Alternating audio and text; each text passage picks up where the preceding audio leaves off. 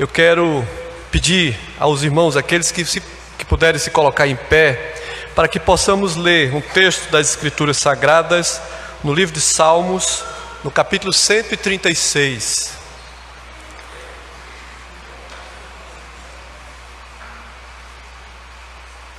Salmo de número 136. Hoje também estamos agradecendo a Deus pela nossa irmã Miriam, que louva a Deus por mais um ano de vida que o Senhor concede, a vida dela, a da sua família. Amados, Salmo 136, eu quero ler apenas os 4 primeiros versos desse texto e logo após o último verso, número 26. Salmo 136, que tem como título A Misericórdia de Deus. Vamos fazer essa leitura todos juntos, em uma só voz, verso 1, 2, 3 e 4, e depois o verso 26, todos. Rendei graças ao Senhor, porque Ele é bom, porque a sua misericórdia dura para sempre. Rendei graças ao Deus dos deuses, porque a sua misericórdia dura para sempre. Rendei graças ao Senhor dos senhores, porque a sua misericórdia dura para sempre. Ao único que opera grandes maravilhas, porque a sua misericórdia dura para sempre.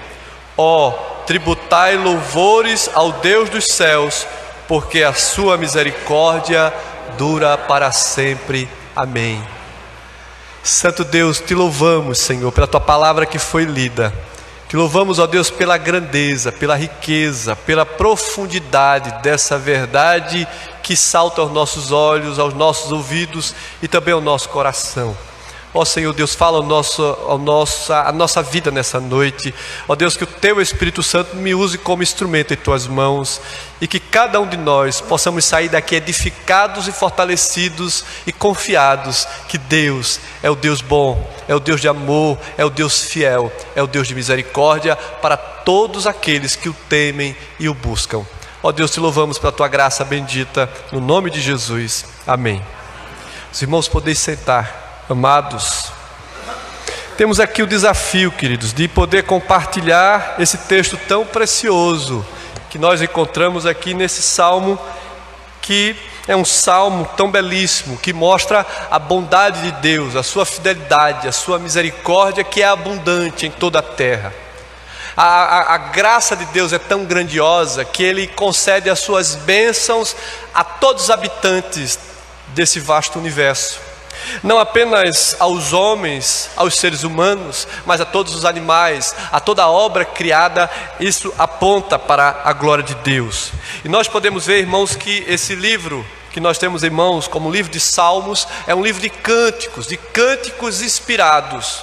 Aquilo que nós fazemos durante os cultos, não apenas dominicais, como todo o trabalho cristão que a igreja oferece a Deus como culto, ele muitas vezes são cânticos de louvor a Deus. Mas quando nós nos deparamos com os salmos, nós temos aqui a autoridade de Deus acerca daquilo que deve ser cantado de forma plena e perfeita. Porque nós sabemos que os salmos são composições de autores sacros, ou seja, de homens de Deus que foram separados para conduzir o povo do Senhor a adorar a Deus com fidelidade. E aqui nós temos o livro dos Salmos, uma coletânea de cânticos. E nesses cânticos nós temos orações, lamentos, louvor, gratidão.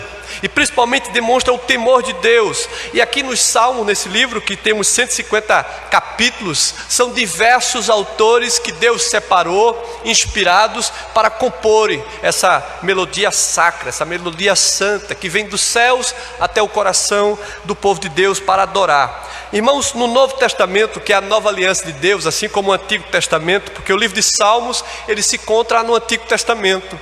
Mas o Novo Testamento, que aponta exatamente para a total e completa obra de Deus, tem pelo menos mais de 100 citações que nós encontramos no Novo Testamento a respeito do livro de Salmos. Ou seja, aqui aponta a importância desse livro de Deus nos lábios, no coração daqueles que amam ao Senhor.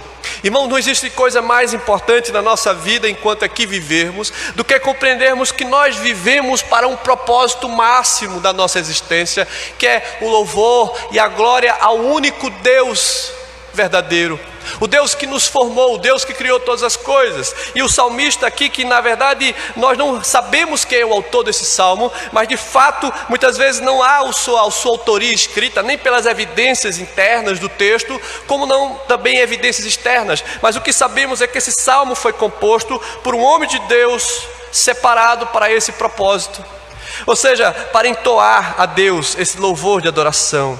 E nós temos, irmãos, o livro de Salmo como louvores que apontam para a redenção.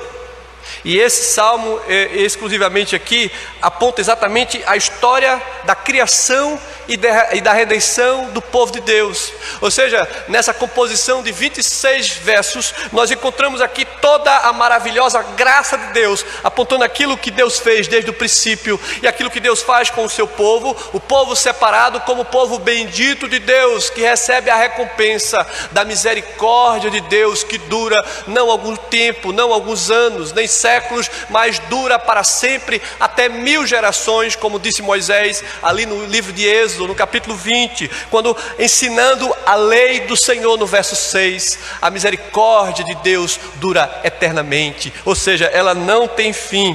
Esse livro, irmãos, tem em sua fonte mostrando para a igreja do Senhor o consolo, a alegria.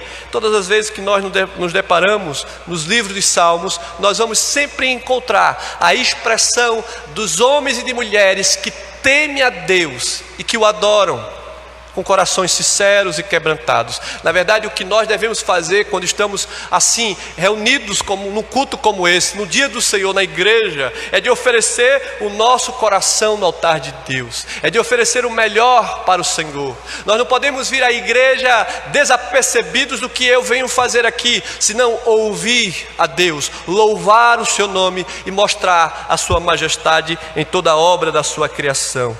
Meus irmãos, o Salmo 136 é considerado um cântico de ações de graças, assim como o Salmo 118, que tem algo muito de semelhante a esse salmo.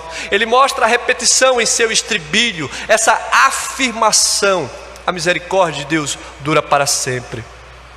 Se nós observarmos em toda a composição, o estribilho é repetido em cada um dos versos: a sua misericórdia dura para sempre. Ou seja, na tradição judaica, da qual foi composto esse salmo, na língua hebraica do povo judeu, ele mostra aqui, irmãos, que esse salmo é frequentemente conhecido como o grande Halel, na língua hebraica, que significa o grande salmo de adoração. Talvez pela sua composição da vasta repetição, apontando a Deus como Deus bom, como Deus misericordioso, como Deus fiel. Essa é a essência desse salmo. Na verdade, a essência do povo de Deus é reconhecer a sua bondade, que dura para sempre. Deus é bom a despeito de nós, apesar de nós, Ele continua sendo bom, Ele continua sendo fiel e misericordioso. Se Deus nos recompensasse a despeito do que fazemos e somos, certamente já não estaríamos mais aqui, certamente já seríamos destruídos, mas a misericórdia de Deus dura para sempre. Essa é a evidência. E este salmo, irmãos, tem por objetivo recordar e proclamar exatamente as grandes obras de Deus, exatamente nesses dois princípios que nós vamos ver, porque esse salmo ele é dividido em 5 estrofes, mas nós podemos dividir em 2 seções. Os primeiros 9 versos apontam para a adoração a Deus, demonstrando a obra da sua criação. Se você observar os primeiros 9 versos, ele vai apontar para tudo quanto Deus fez e apontando que isso é bom, isso é maravilhoso, porque Deus é bom para conosco, para com o seu povo. Aqui vai mostrar nesse salmo exatamente essa verdade, como na parte final do verso 10 até o 26, vai mostrar aqui a obra da redenção, ou seja, Deus não apenas nos colocou nesse mundo, Deus apenas não nos fez apenas a sua imagem e semelhança, Deus apenas não nos providenciou o meio para alcançarmos o céu através do seu Filho, mas esse Deus ele providencia não apenas os meios, mas os fins para conduzir a sua igreja em triunfo até a vinda do Senhor Jesus. Nós estamos aqui na terra peregrinando, passando o tempo, mas esse tempo do qual o Senhor nos concede de vida é para o louvor, para a glória, para a exaltação de Deus. Amém? Deus é o objeto, é o Senhor que é digno de todo louvor e adoração. Nós precisamos lembrar de buscar a face do Senhor.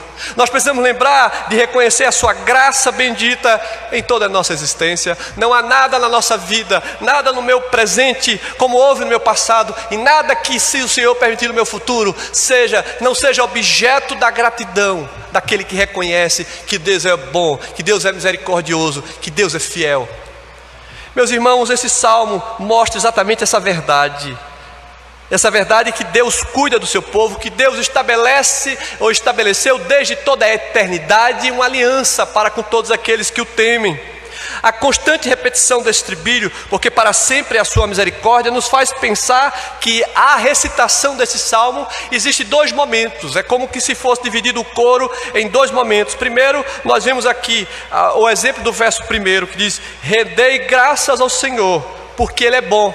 E a congregação repetia: porque a sua misericórdia dura para sempre. Então os levitas, assim responsáveis pela composição, eles sempre traziam exatamente a citação da verdade, e o povo de Deus confirmava. O verso 2 diz: rendei graças ao Deus dos deuses. E a congregação dizia: porque a sua misericórdia dura para sempre. E assim continuava o sacerdote dizendo: rendei graças ao Senhor dos senhores. E o povo dizia: porque a sua misericórdia dura para sempre. Então nós vemos aqui essa repetição, porque o reconhecimento dessa verdade, essa verdade, irmãos, que deve ecoar não apenas nos nossos ouvidos, mas na nossa compreensão, para que possamos exaltar a Deus durante todos os dias da nossa existência. A nossa existência que é efêmera, que é tão pequena, mas eu preciso contemplar um Deus que me ama, o Deus que cuida do seu povo. Aqui nós temos as respostas às sentenças cantadas pelo sacerdote, quando ele diz: aquele que com entendimento fez os céus. E o povo dizia: porque a sua misericórdia dura eternamente. Amados, nós precisamos aprender a declarar essa verdade a Deus acerca da nossa vida. Eu preciso entender que o Senhor me fez por um propósito do qual Ele mesmo nos prepara os caminhos. Ele me fez para a sua glória, para o seu louvor, mas eu só assim o retribuo dessa forma, quando eu o conheço, quando eu ando nos seus passos, quando eu reconheço que Ele é o meu Senhor e o meu Redentor. Deus não apenas nos criou, como eu disse no início, mas Ele providenciou que o seu Filho, o Deus que se encarnou e habitou conosco, Ele demonstrou a própria essência de Deus aqui na terra. E Jesus diz: aquele que ver a mim, ver a Deus. Jesus não apenas tinha os atributos divinos de Deus, com o seu poder glorioso, onde Ele fez prodígios e maravilhas, mas Jesus demonstrava a coisa mais importante da essência do Evangelho, que é exatamente a demonstração do amor e da presença de Deus entre o seu povo. Porque enquanto Jesus aqui esteve na terra, pessoas que sofriam, o seu sofrimento era estancado. Pessoas que padeciam, o Senhor aliviava da dor. Pessoas que estavam em morte, o Senhor lhe concedia vida. Ali demonstrava a presença do reino de Deus entre nós. Imagine que todos aqueles que conheciam Jesus, não apenas de ouvir, mas de andar com Ele, de vivenciar com Ele, se alegrava, porque Jesus não apenas tinha palavras de autoridade, não apenas conhecimento da lei, mas Jesus demonstrava amor de Deus expresso em sua própria existência, em sua vida. E assim Jesus exaltava, louvava e adorava a Deus com todos os seus passos, com todos os seus, sabe, tudo aquilo quanto Jesus fazia, exaltava e rendia graças a Deus. Eu gosto muito do Evangelho de João, porque o apóstolo João, discípulo do amor, ele demonstra a vida de Cristo de forma muito simples e poderosa, porque Jesus era o Senhor Salvador, Redentor. E João destaca toda a grandeza do Senhor aqui conosco. A igreja do Senhor precisa viver a cada dia da sua existência louvando a Deus, reconhecendo a Deus em toda a sua vida. Hoje estamos aqui para agradecer a Deus por algo, e nós todos os dias devemos elencar tantas dádivas que Deus tem nos concedido. Meus irmãos, esse salmo, segundo alguns comentaristas, eles chegam a afirmar que ele parece ser um credo. Um credo significa uma confissão, uma reafirmação daquilo que cremos. Ou seja, é como que um símbolo da fé. Quando você observa o Salmo 136 em seus 26 versos, e você observa que cada palavra, cada junção de frases, cada concordância entre o que dizia o sacerdote e que confirmava o povo, é uma harmonia de uma verdade expressa. Deus nos criou e Deus cuida de nós. Observe que diz o salmista: aquele que com entendimento fez os céus, aquele que estendeu a terra sobre as águas, aquele que fez os grandes luminares, o sol para presidir o dia, a lua e as estrelas para presidir a noite. E o salmista diz: porque a sua misericórdia dura para sempre. Deus manifesta toda a sua glória em toda a obra da sua criação. Nós devemos contemplar a Deus e reconhecer a Deus, irmãos, em toda a sua majestade. Todos os salmos que nós encontramos como salmo de ação de graças apresentam exatamente essa verdade, essa confissão de fé, essa verdade da qual eu devo viver por ela, me alegrar nela e crer que essas verdades são eternas. Os salmos aqui começam e terminam com a mesma afirmação: o povo não teme, não tem dúvida de que Deus cuida deles. O salmista aqui demonstra, assim como dissemos no tema, se você observar o Salmo 136, ele mostra-se exatamente essa verdade: a misericórdia do Senhor dura para sempre, porque eu o conheço, porque esse Deus fez uma aliança com o seu povo. Esse Deus, irmãos, nos ama de tal maneira que entregou o seu Filho para morrer por nós, entregou o seu Filho para nos ensinar os princípios éticos, morais do seu reino. A palavra de Deus, irmãos, ela está repleta das afirmações de Deus para com o seu povo. E nós encontramos nesse salmo, se você observar em várias versões das escrituras, o termo hebraico Halel, que significa a Deus, o Deus misericordioso. Ele, quando você se depara com a versão atualizada da sua Bíblia, mostra: porque a misericórdia de Deus dura para sempre. A palavra misericórdia. Mas se você for para uma versão corrigida, vai mostrar: porque a sua fidelidade dura para sempre, ou a sua bondade. E se você for para a versão internacional, vai dizer: porque o seu amor dura para sempre. Ou seja, misericórdia, bondade e amor. Essas são características do Deus a quem nós servimos. Misericórdia é exatamente o que nós encontramos na nossa versão, mas em todas as versões isso demonstra o cuidado e o zelo de Deus para com o seu povo. Porque Deus livra-nos do perigo, porque Deus perdoa os pecados, porque Deus nos dá alegria, porque Deus nos dá a conquista, a vitória, o alento, o socorro. Quantos salmos que os irmãos não conhecem, do Salmo 1 ao Salmo 150, que expressam a verdade de Deus, da qual aquele que se prostra diante de Deus, abrindo seus lábios como oração, ao mesmo tempo como louvor, reconhece a dura vida aqui na terra, as lutas, as dificuldades, porque Jesus nunca prometeu que aquele que vier após ele só vai ter coisas boas, não vai ter mais problemas, não padecerá sofrimentos. Jesus nunca prometeu isso. Não existe a teologia bíblica que mostre uma vida sem dificuldades ou sem lutas, ou de recompensas, ou de riquezas dessa terra. Jesus nunca apontou para que a gente pudesse acumular riqueza. Na verdade ele diz: olha, não busqueis o ouro desse mundo, nem a prata, onde a ferrugem e o ladrão roubam e minam, mas buscai o reino de Deus, a sua justiça, a sua verdade. O princípio que norteia a vida daquele que é nascido de Deus é temer ao Senhor, é fazer a sua vontade, é andar nos seus caminhos. E a promessa de Deus é que aqueles que assim o fazem são mais do que vencedores, são mais do que felizes. Nesse salmo nós vamos encontrar exatamente o caráter da redenção, da misericórdia, do cuidado de Deus. O Salmo 136, irmãos, nos mostra essa verdade, que Deus cuida e Deus nos ama e Deus faz o bem para o seu povo. Mas uma coisa muito importante compreendermos na exposição desse texto do qual nós estamos, como de toda a palavra de Deus, todas as bênçãos de Deus, toda a sua grande riqueza para o seu povo, é exatamente, especificamente para aqueles que o temem, para aqueles que o amam, Para aqueles que ouvem o Evangelho e se entregam ao Senhor, porque o Espírito Santo de Deus alcançou os seus corações. Todas as bênçãos de Deus é dada exclusivamente a um povo separado, comprado pelo sangue do Cordeiro. Jesus não veio à toa, Jesus não veio a esse mundo sem propósito, sem uma missão. Ele não deu a sua vida apenas por mostrar o seu amor. Jesus veio para um povo que Deus separou desde a fundação dos séculos. Desde que Deus estabeleceu todo esse universo, Ele enviou o seu Filho com a missão de entregar a sua vida, de resgatar, de restaurar, de redimir, sabe? De nos reconciliar com o Pai. A mensagem messiânica que nós encontramos nesse salmo, como em toda a Bíblia aponta para Jesus, o Senhor dos senhores, o Rei dos reis, o Deus soberano. E aqui nós vamos ver a pergunta que talvez você poderia fazer: por que Deus é misericordioso?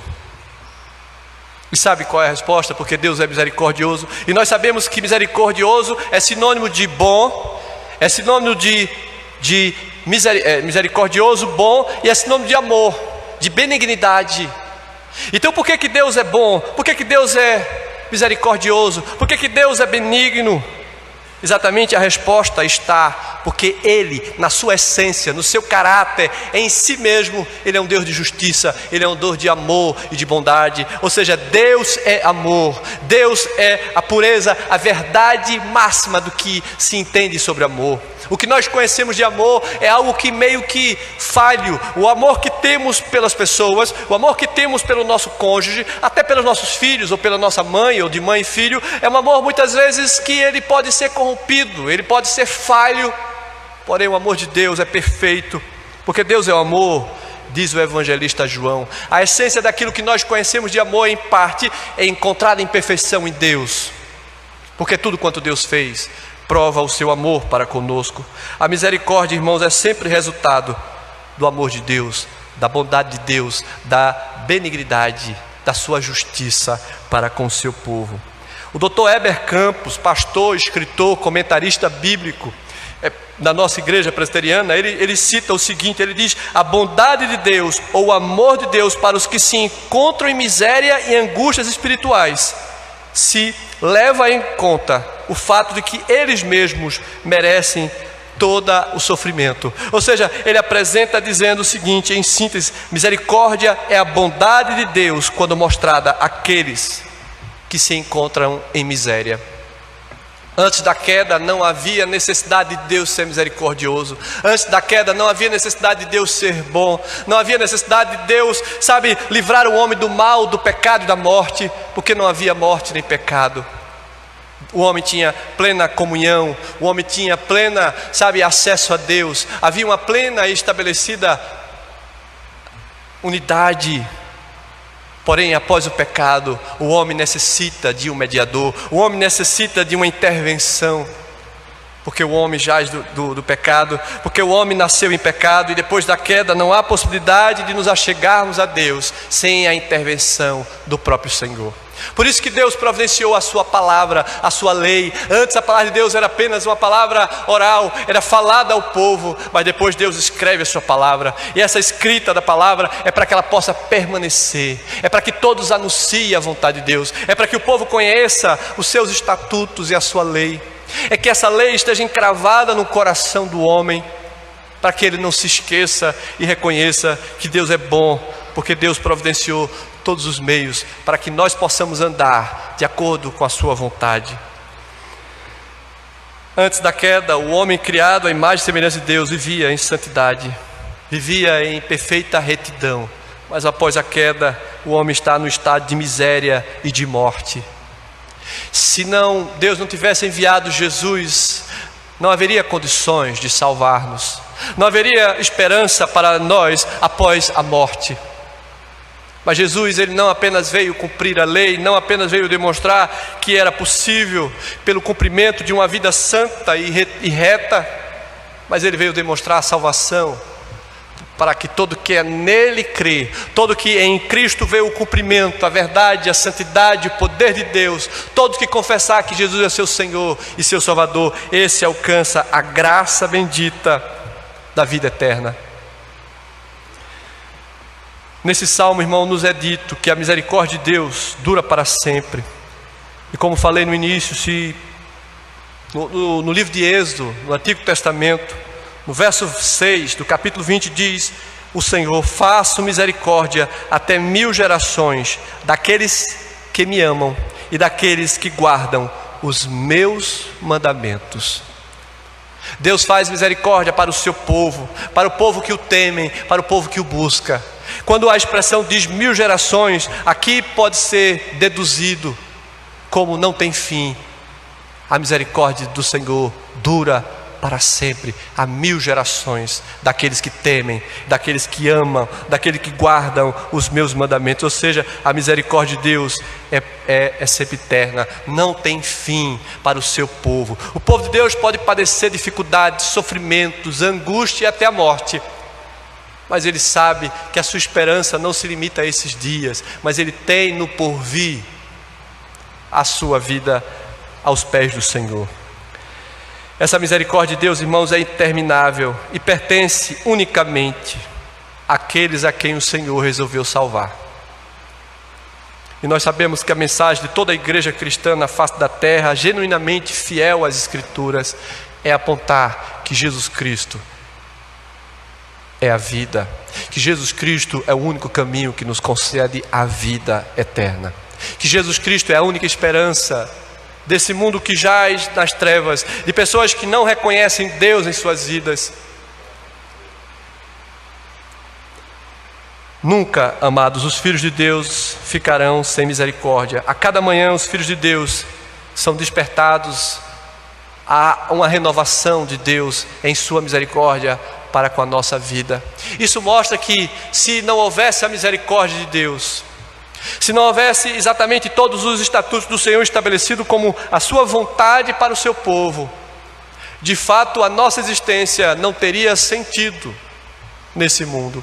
Pessoas acham que a existência delas é para simplesmente se divertir, se alegrar e conquistar coisas nesse mundo, mas elas se enganam, porque os seus dias são abreviados a cada passo, a cada ano, e depois talvez chegará à conclusão: para que conquistar tudo aquilo que eu posso aqui nessa terra? Há um vazio no coração do homem, na alma do ser humano, que só Deus pode preenchê-lo. E esse preenchimento é exatamente a presença do Divino Espírito Santo. É esse Espírito de Deus que nos move a fazer a sua vontade, a viver para a sua glória, a ter razão de fato para a existência. A pessoa, irmãos, que busca o refúgio do Senhor, de fato elas conhecem essa bem-aventurança que Deus reconhece, que Deus concede aos seus filhos.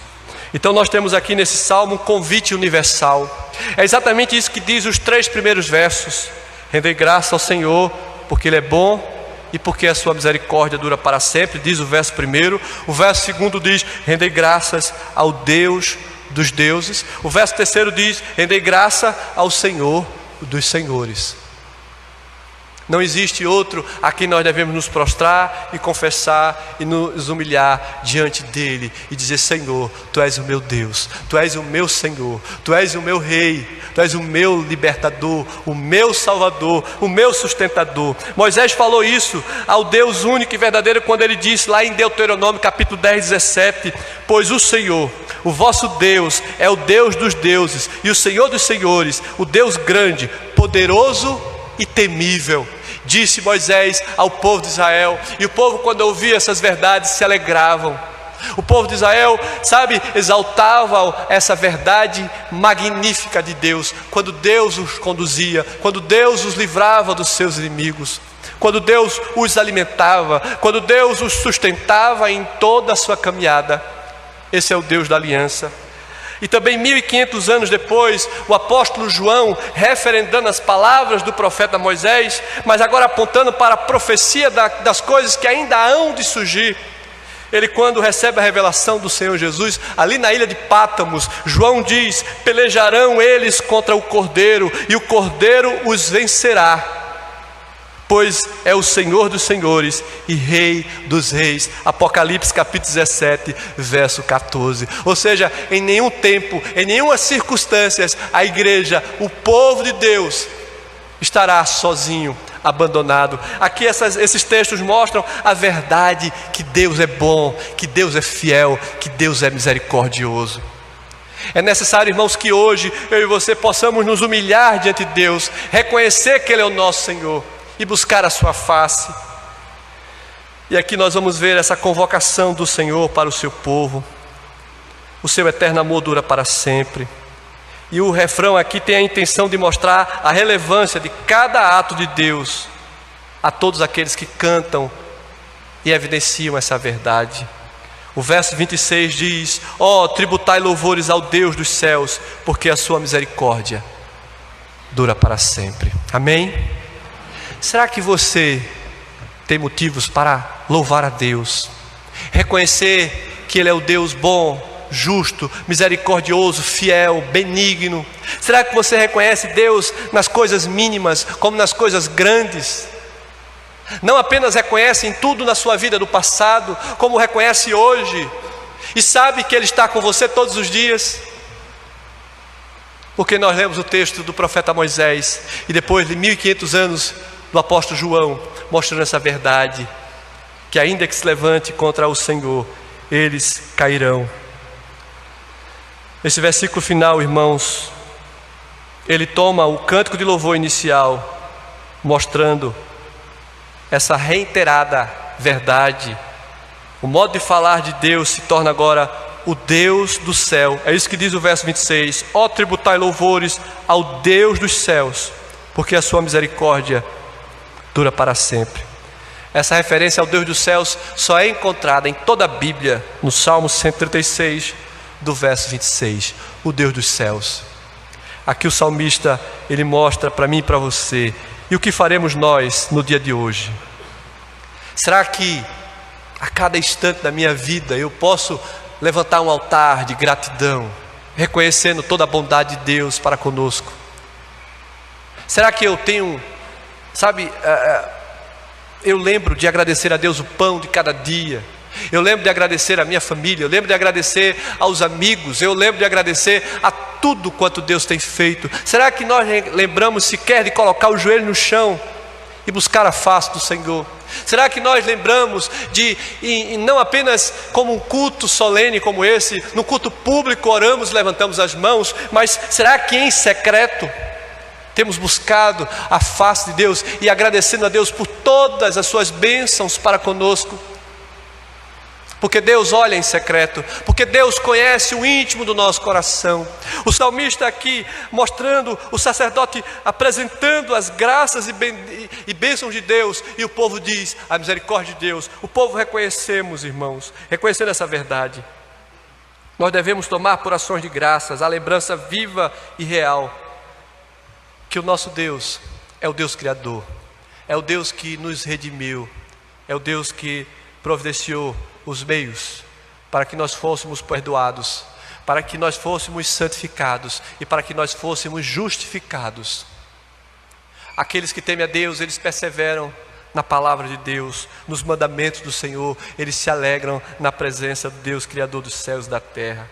Em sua divina providência, irmãos, Deus fez em si mesmo o nosso Senhor e Salvador, sendo o nosso Jesus. Ele é o que nos redime, Ele é o que nos liberta de todo pecado. Quantas maravilhas Deus tem feito em nosso meio, em nossa vida, mas nós precisamos reconhecer com o nosso coração, com os nossos lábios. E nós devemos demonstrar isso numa vida santificada, numa vida que busque andar nos seus caminhos, numa vida que glorifique o seu nome com um bom testemunho. Deus não está vendo tantas nossas obras quando elas estão separadas da nossa vida de devoção, de comunhão. Sabe, muitas vezes quando demonstramos falta de comunhão, até dentro de uma congregação, até dentro de uma igreja, até dentro dos arraiais de Deus por aí, é porque na verdade a falta de comunhão, de amor, de misericórdia, de bondade entre os irmãos, é falta de comunhão primeiramente com Deus. Porque aquilo que nós aprendemos de amor, de bondade e misericórdia é fruto do trono da graça. Então quanto mais eu deixo de buscar a Deus, mais eu desaprendo sobre a sua graça. Quanto mais eu deixo de adorar ao Senhor, mais eu não tenho comunhão, mais eu não tenho demonstração da bondade de Deus em minha vida. mas eu tenho muito a agradecer ao Senhor. Quantas maravilhas Deus tem feito em nosso meio. Será que você pode contá-las? Talvez não, mas você pode cantá-las. É assim que diz o profeta Isaías. E eu quero concluir. Isaías 63, 7. Ele compôs essa gratidão a Deus, dizendo assim: celebrai as benignidades do Senhor e os seus atos gloriosos, segundo tudo que o Senhor nos concedeu e segundo a sua grande bondade para com a casa de Israel, para com o povo de Deus, para com a sua igreja, bondade que usou para com eles, segundo as suas misericórdias e segundo a multidão das suas benignidades. Talvez você não possa contar quantas maravilhas, mas você pode aprender a cantar, a louvar, a engrandecer a Deus, dizendo: Senhor, Tu és bom, Tu és fiel, Tu és misericordioso para conosco. Irmãos, a gratidão é imperativo nesse salmo. É uma ordenança de Deus sermos gratos ao Senhor, que fez misericórdia para conosco. O salmista conclama a todos: deem graças ao Senhor. Que eu e você, amados, possamos ter essa grata memória de sermos gratos a Deus, desde o nosso passado, desde os nossos dias, sabendo nós que Deus é bom para com o seu povo. Eu não posso, sabe, irmãos, deixar de louvar a Deus, afinal o amor de Deus dura para sempre, e isso inclui passado, presente e futuro. O amor, a misericórdia e a sua bondade. Amém? Que Deus possa nos ajudar, que o Espírito Santo nos conduza segundo toda a sua boa obra, que o Espírito Santo de Deus coloque no seu coração a compreensão de viver para a glória de Deus, de louvar o seu nome, enquanto o Senhor lhe concede o fôlego de vida. Amém.